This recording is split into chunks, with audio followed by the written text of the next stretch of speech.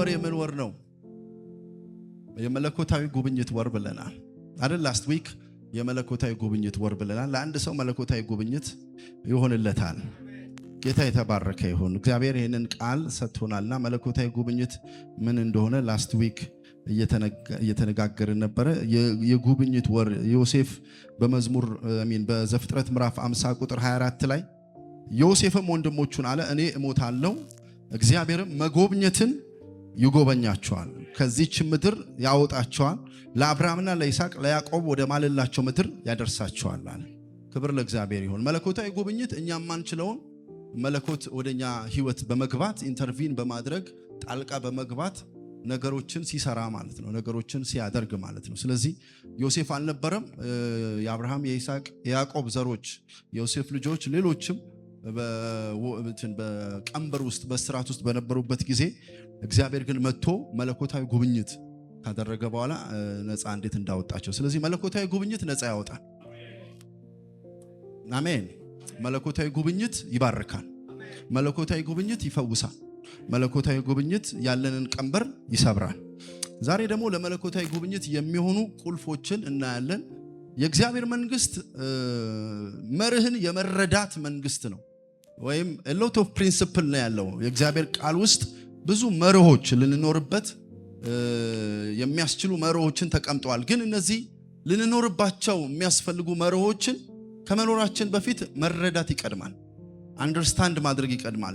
የተረዳናቸው ነው መኖር የምንችልበት። ስለዚህ በዛ ውስጥ ለመንቀሳቀስ ካስፈለገ መረዳት ያስፈልጋል። መርሁን ያወቁ ሳይሆን የተረዱ እና የፈጸሙ ሰዎች በእግዚአብሔር መንግስት ውስጥ ያለውን በረከት ይለማመዳሉ። ስለዚህ ስለ መለኮታዊ ጉብኝት ብቻ ሳይሆን ስለ እያንዳንዱ ስለሚያስፈልገን ነገሮች በእግዚአብሔር ቃል ውስጥ የተጻፈውን መርህ ካወቅን ከተረዳን ደግሞም ከፈጸምነው የዛ በረከት ተካፋዮች እንሆናለን። ዛሬ እግዚአብሔር የሚሰጠንን መርህ ጌታ መንፈስ ቅዱስ ያስረዳናል። በመረዳት ባለጠግነት ይባርከናል። ምን እንደሚል የምናስተውልበት ጸጋና መንፈስ ይበዛልናል። ከዛ በኋላ ደግሞ የምናደርግበት ኃይል ይለቀቅልናል። ይህንን ልበላችሁ፣ የማድረግ ኃይል ያለው በመረዳት ውስጥ ነው። የተረዳነውን ያክል እንፈጽመዋለን። ነገሩ የገባንን ያክል እናከናውነዋለን። ስለዚህ ይህንን በሌላ አማርኛ ያልተገበርናቸው እውነቶች በሚገባ ያልተረዳናቸው እውነቶች ናቸው። ሰዎች በሚገባ ያንን እውነት ሲረዱት ይፈጽሙታል። የኢየሱስን ጌትነት መንፈስ ቅዱስ አስረዳን። ካስረዳን እጃችንን ከፍ አድርገን ፈጸም ነው፣ ታሪክ ቀየረ። በየትኛውም የመጽሐፍ ቅዱስ እውነት ውስጥ የተጻፉ እውነቶች ታሪክ ይቀይራሉ።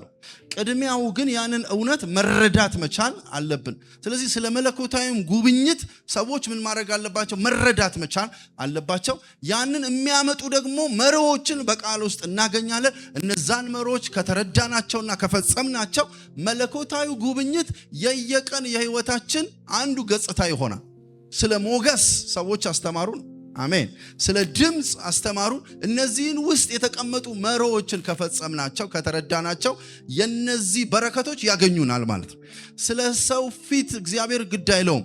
ለተረዱ ሰዎች ግን የሰጠው ቃል የተነገረው ትንቢት እግዚአብሔር የሚፈጽም አምላክ ነው። ስለዚህ በህይወታችን ልንፈልገው የሚገባን ነገር እግዚአብሔር ሆይ በዚህ ወር ይህንን አውጃ፣ ለዚህ የሚሆን ደግሞ መረዳት፣ አሜን፣ አንደርስታንዲንግን ማስተዋልን ስጠኝ፣ የምፈጽምበትን ደግሞ አቅም ልቀቅልኝ ማለት መቻል አለብን። ጌታ ጸጋ ያብዛልን። ጌታ ጸጋ ያብዛልን። እግዚአብሔር አንድ ቀን ሳምሶን ቤት ጎበኘ። ምንም ልጅ አላገኙም ነበረ፣ ግን እዚህ ቤት ልጅ ይወለዳል። ሲያድግ ደግሞ ኃያል ይሆናል፣ ነፃ ያወጣል። ነገር ግን አንድ ጥያቄ ተጠየቀ ለጉብኝት የመጣው መልአክ። የልጁ ስርዓት ደግሞ ምንድን ነው? ስለዚህ ያ ነገር የተነገረው ትንቢት እንዲፈጸም ኦርደር አለ፣ ስርዓት አለ፣ መርህ አለ። ያ መርህ ሲጠበቅ የተነገረው ትንቢት ይፈጸማል። ዛሬም እነግራቸዋለሁ ለአንድ ሰው በዚህ ወር መለኮታዊ ጉብኝት ይሆናል። አንተ ቤት መለኮት ይገኛል በሉትና ንገሩት አጠገብ። አንተ ቤት መለኮት ይገኛል በሉትና በአንተ ጉዳይ መለኮታዊ ጉብኝት ይሆናል። ነገር ግን እግዚአብሔር ዛሬ በልባችን ላይ አንድ ጉዳይ ሊጽፍ ይፈልጋል። ዛሬ የምናወራው መለኮታዊ ጉብኝት አንድ ጥያቄን ብቻ መልሶ ሳይሆን ላይፍ ታይማችንን የሚቀይር ሽፍት የሚያደርግ መለኮታዊ ጉብኝት አንድ ሰው ቤት ይገባል። ምን ማለት መሰላችሁ? መለኮት አንዳንድ ሰው ቤት ሲገባ አንድ ሲዝን ወይም አንድ ጥያቄን መልሶ ይወጣል። አብርሃም ቤት ገባ፣ የልጅ ጥያቄን ፈቶ ወጣ። ሐና ቤት መጣ። የልጅ ጥያቄን መልሶ ወጣ። ግን አንዳንድ መለኮታዊ ጉብኝቶች አሉ ላይፍ ቼንጂንግ የሚያመጡ የህይወት መቀየር ውስጥ የሚከቱን። ስለዚህ እንደዚህ ይሁንልን በህይወታችን በኢየሱስ ስም ትልቅ ቋጠሮችን የሚፈታ መለኮታዊ ጉብኝት ይሁንልን። የህይወት shift የሚያመጣ ማለት ነው። ባለፈው እየተናገርኩ ስለነበር እንዳልደግመው ብዬ ነው። ሐዋርያት ሥራ ምዕራፍ 9 ላይ እግዚአብሔር በልጁ በክርስቶስ ኢየሱስ አማካኝነት ጳውሎስን ሲጎበኘው የሆነ ጉብኝት ብቻ አይደለም ያደረገለት፣ የህይወት መቀየር ነው ያደረገለት። ዛሬም አንድ ሰው ቤት በኢየሱስ ስም እንደዚህ ይሆናል። የህይወት መዓዛ የሚቀየር የህይወት አቅጣጫን የሚያስተካክል መለኮታዊ ጉብኝት ይሆናል በኢየሱስ ስም። ትላንትና ያልነበረንን ቅርጽ ይሰጣል መለኮታዊ ጉብኝት። እንደዚህ አይነት መለኮታዊ ጉብኝት በቃ እቺን ያበጣውን ነገሬን ብቻ አስተካክል ይቻላል። እቺን ጥያቄን ብቻ መልስልኝ ይቻላል። መለኮት ይሄን ብቃት አለው፣ ትልቁም ብቃት አለው። ስለዚህ ግን እኔ የምፈልገው ይሄን እኔ ቤት ስትመጣ አሜን ከባዱ የህይወት ለውጥ አምጣልኝ። ማርያም ህይወት ላይ ተገኝተ ተገልጠ ታሪኳን እንደቀየርክ ነገሯን እንዳስተካከልክ ዛሬም በኢየሱስ ስም የታሪክ በእኛ ህይወት ላይ ይደገም። ትልቅ አቅም ኖሮት እግዚአብሔር አስቦ ትንሽ ነገር ብቻ ቀይሮልህ ሲወጣ ከመገኘቱ የተነሳ የሆነ ነገርማ ለአንዴና ለመጨረሻ ጊዜ መቆረጥ አለበት። የሆነ የእርምጃ ለውጥ ያስፈልገናል። የሆነ የአቅጣጫ ለውጥ የሆነ shift የሚያደርግ ነገር አገኛችሁኝ ሐሳቤ ሻባዲያ ካታል የሆነ የአይን መከፈት የሆነ የተለየ መነካት ታቦ ሳፋዲያ ካታላ ባራዲያ ደስ ይላል። የደም ምንጭ መቆም ደስ ይላል።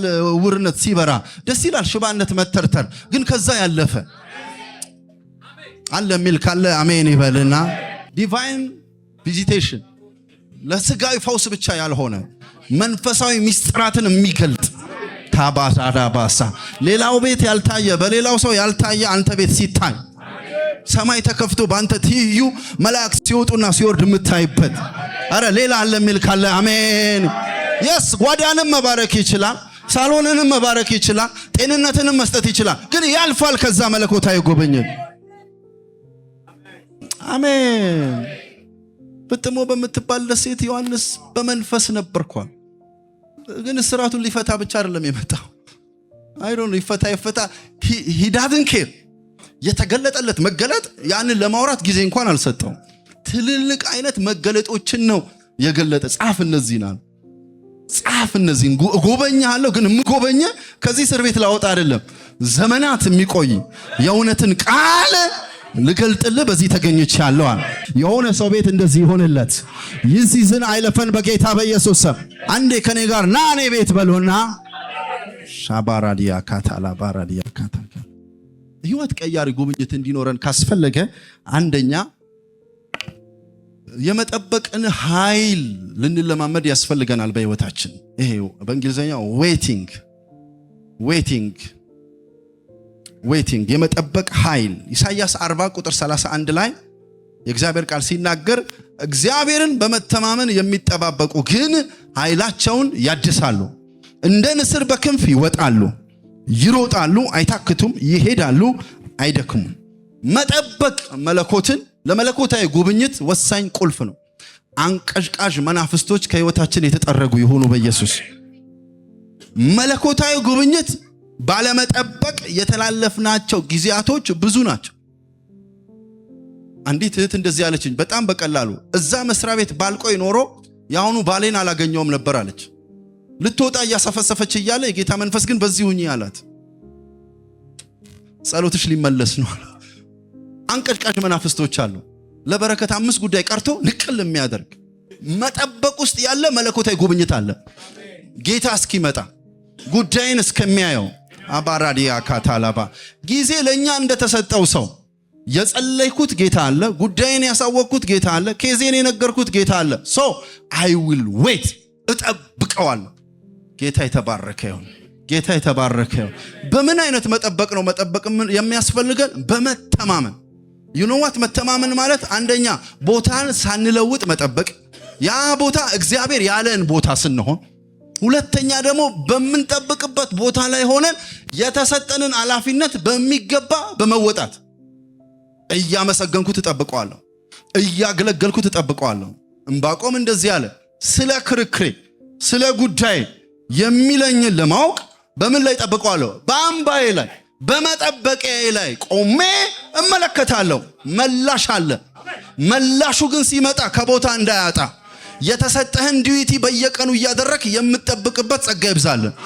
እየተወዛወዝኩ እጠብቃለሁ ማለት አይሰራም። ሁም ባለ ቦታ ተቀምጠ ማድረግ የሚገባህን ነገር በየቀኑ እያደረክ አምላክህን ትጠብቀዋለህ። መለኮታዊ ጉብኝት ይሆንልሃል። ጌታ የተባረከ ይሁን። with joyful heart ጫማ ሳጨርስ ጨጓራ ሳይላጥ ብሎ ነበር ብለ ለ10 ሰው ጌታን ሳታማ አምላኬን አምነዋለሁ ብለ ይሄንን እውነት ልንገር። የጠበቅከው ባስ ራሱ መጥቷል አይደለም። ጌታ ባልከው ቦታ ቆም፣ ባለ ቦታ ቆም እንጂ ያለህን ነገር እየፈጸምኩ ኑሩለት እንጂ። በእርግጥ ጌታ ወደ ቤት ይመጣል፣ ወደ ህይወት ይመጣል፣ ታሪክን ይቀይረዋል። ይሄ ወርሳ ያልቅ፣ ይሄ ወርሳ ያልቅ።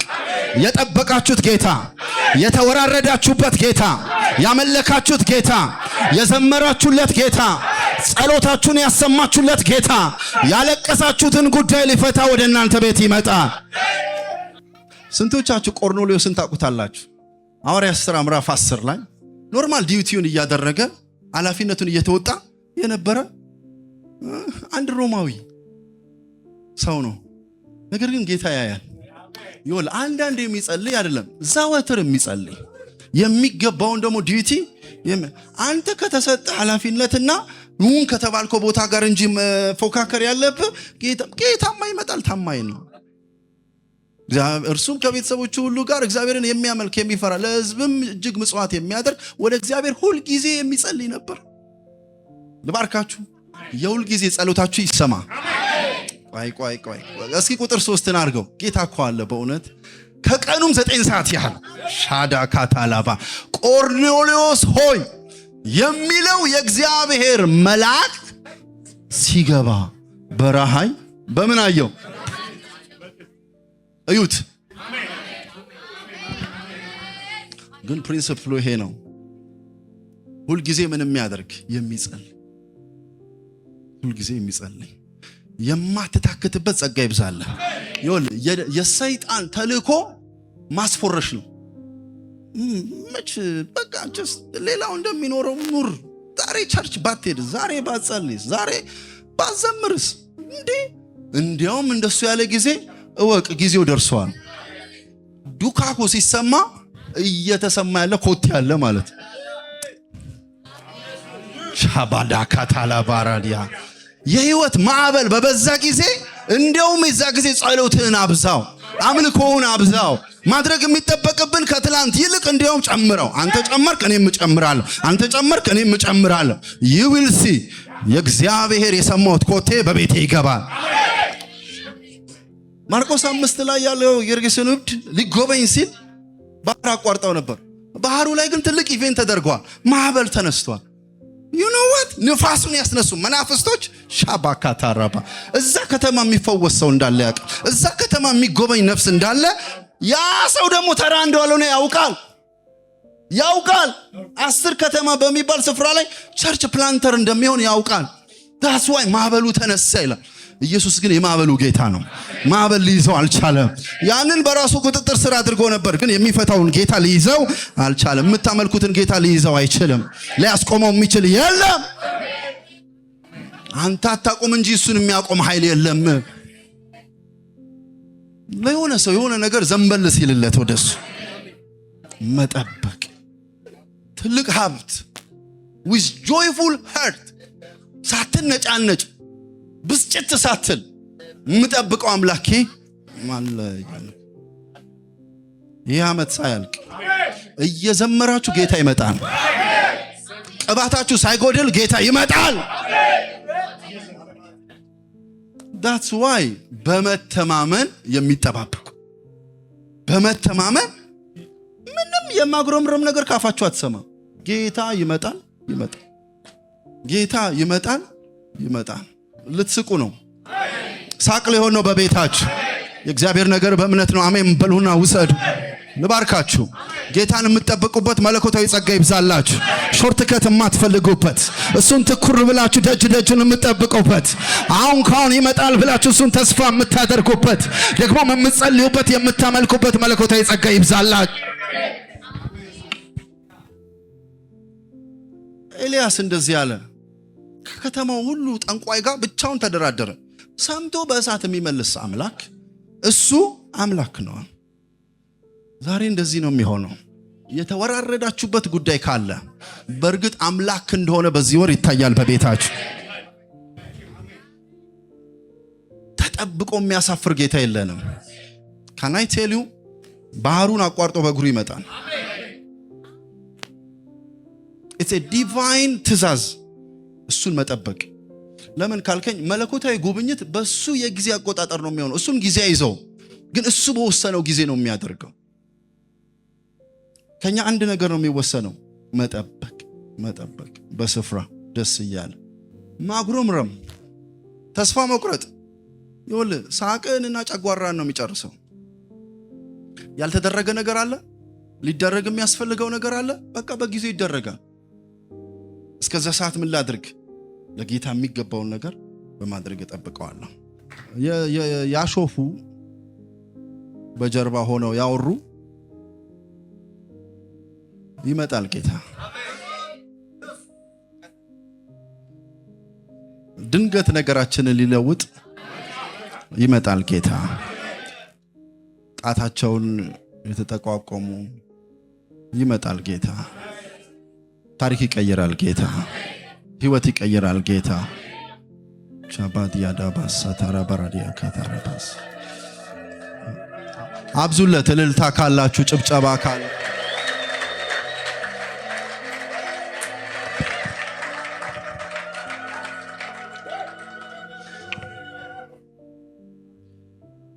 ተናግረው ይነበርኮ ይመጣል ጌታ።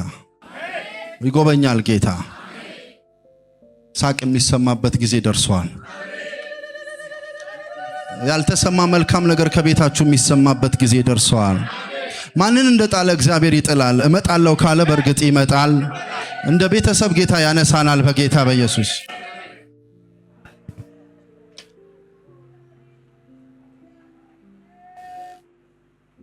ስለዚህ መለኮታዊ ጉብኝት ለማየት ለመለማመድ ሰው ከፈለገ መጠበቅ መቻል አለበት። በቦታው ላይ ሆኖ ደስ እየተሰኘ መጠበቅ አለብኝ። ይቅርታ የምጠብቀው ጌታ አለኝ በሉትና ንገሩት አጠገባሽ። የስ ሜሴጅ ተመችተኝ አይደለም፣ አሪፍ ሆነ አይደለም። አንዳንዴ ግልምጥ ታደርገኛለህ። ቸርች ግን የምመጣው የምጠብቀው ጌታ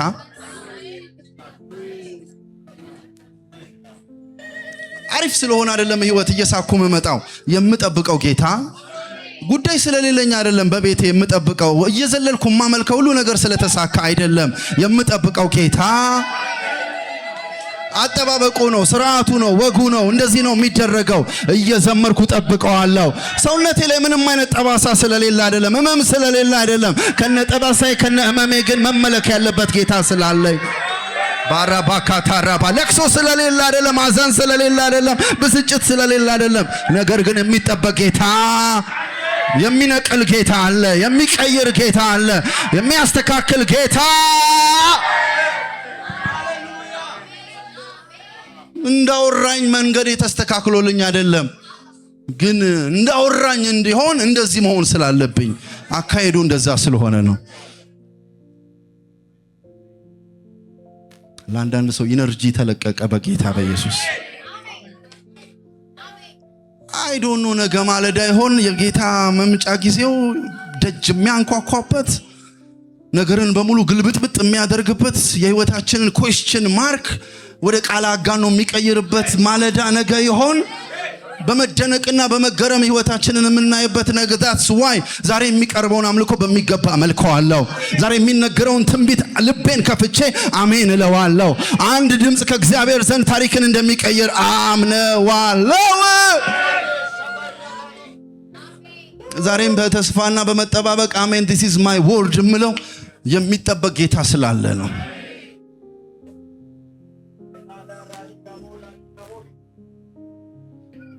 ጌታ ይባረክ። አኖይንቲንግ ኦይል አለ።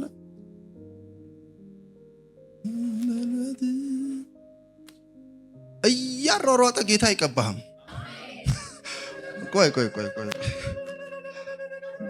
ቆይ እናቴ አምጫት ቆይ ናተሜስኪ ቆም እዚህ ጋር አሁን መለኮታዊ ጉብኝት ሊመጣ ነው። ልክ ዳዊትን በረኝነቱ ዘመን እንዳገኘው ጌታ ሊያገኝ ፈልገዋል እና እረኛ ብለዋል። የበግ የፍየል የአባትህን በግ ምናምን ጠብቅነ ጌታ ፍላጎት በዚህ እንዲሆን ነው። ነቅሎ ሲሄድ አስበው፣ ሂድ እስኪ አስበው፣ ንጉሱ ጌታ እያሯሯጠ እሱ ሊቀባ አያደርገውም። ቢቴር ጌታ ይመጣል፣ ጌታ ይመጣል። ልመርቃችሁ፣ የሚያስፈልጋችሁን ቅባት ይዞ ሲመጣ በስፍራው ሆናችሁ የምትጠብቁበት ጸጋ ይብዛላችሁ። አሜን። ያንን ስራ ሊያሰፋው ሲፈልግ ነቅለዛ ስትሄድበት እሱ አምላክ ነው፣ ጌታ ነው። ሁን ባለ ቦታ ላይ ሁን። እየተደሰትክ ጠብቀው፣ እያመለክ ጠብቀው። ቅባቱ ይመጣል፣ መንፈሱ ይመጣል፣ ኃይሉ ይመጣል፣ ሞገሱ ይመጣል። እግዚአብሔር ሊያፈስ ነው። አይ ዶንት ኖ ያለፈው ሮብ ላይ ያፈስ ይችላል፣ ያለፈው አርብ ላይ ያፈስ ይችላል፣ ያለፈው እሑድ ላይ ያፈስ ይችላል። ግን የኛ እሑድ ያንተ ቀን ይሆነልህ። እግዚአብሔር ቅባቱን ባንተ ላይ ያድርግ። ሃሌሉያ። I will wait on God። በመተማመን እጠብቀዋለሁ። ሁን ባለኝ ቦታ with joyful heart። ደስተኛ ልብ እንደ መድኃኒት ነው አይደል? ኢየሱስ ያድናል። ተባረክ። praise God። I don't know ሁለተኛው ልናገር ብዙ ስቴፕ ይዣለሁ፣ ግን ጠብቁት ጌታን። እያመለካችሁ ጠብቁት ጌታ። ቁዝም ብለህ የሚያስኬድ ነገር እኮ ነው ያለብህ። ተፈተግን ጌታዬን አመልከዋለሁ ስትል ምን አይነት ነጥብ ዳኛው እንደሚቆጥር አታውቀውም።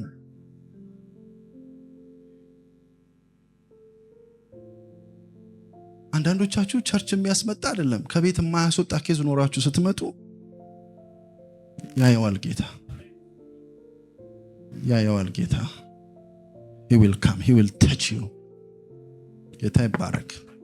መለኮታዊ ጉብኝት በመጠበቅ ውስጥ ይመጣል።